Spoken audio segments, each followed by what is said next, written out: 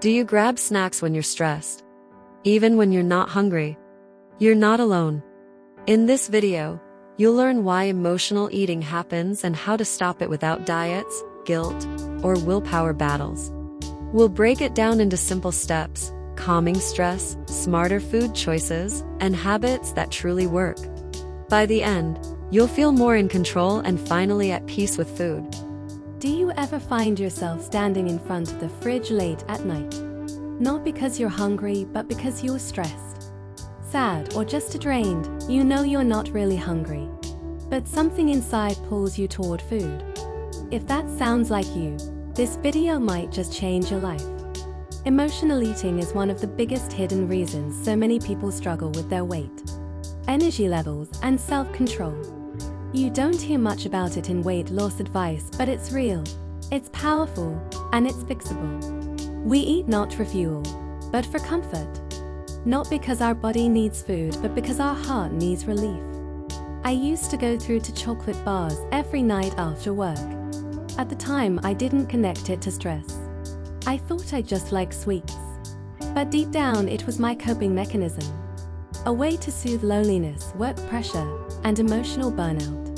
Every morning, I'd wake up feeling bloated and regretful, wondering why I kept doing it. Here's what most people don't realize: emotional eating isn't a willpower issue. It's a brain chemistry issue. When we're stressed, our bodies release cortisol, the stress hormone.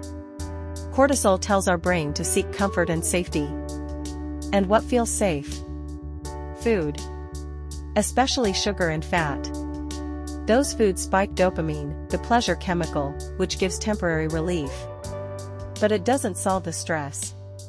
In fact, it often makes us feel worse, leading to guilt, inflammation, and more cravings. The cycle repeats. But here's the good news: you can break that cycle. Step 1 is to pause. Don't fight the craving, acknowledge it. Ask yourself, am I actually hungry, or am I feeling something else? Then, take 3 deep breaths. This simple breathing shift reduces cortisol and helps you return to a calm state. From here, you gain power to choose, not react. Next, replace. Don't just say no to the snack. Replace the action with something healthier. Drink a glass of water with lemon. Chew sugar-free gum. Stretch. Even journaling for 2 minutes can break the autopilot. Your brain is looking for relief. So give it something positive. If you're truly hungry, eat, but choose smart. Go for protein and fiber. These stabilize blood sugar, curb cravings, and nourish your body. Examples? Greek yogurt with berries. Hummus and carrots. A protein smoothie. Not only do these help curb emotional hunger, they support fat loss and energy. Next, move. Just 2 to 5 minutes of movement can shift your mood and reduce cravings. Walk, dance, stretch, or do 10 squats. This boosts endorphins and tells your body, I'm okay, I don't need to numb out. Now, here's where it gets real. Behind every emotional eating habit is an emotion trying to be heard. Ask yourself, am I lonely? Am I overwhelmed? Do I feel unseen or unloved? That craving is a messenger. And once you listen, you begin to heal, not just manage. Try this journaling exercise before bed. Write down, what emotion did I feel most today? How did I deal with it?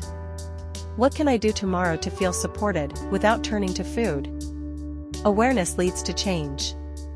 You can't fix what you don't understand. Remember, emotional eating doesn't mean you're weak, it means you're human. But every time you choose to pause, breathe, nourish, and move, you're rewriting the story.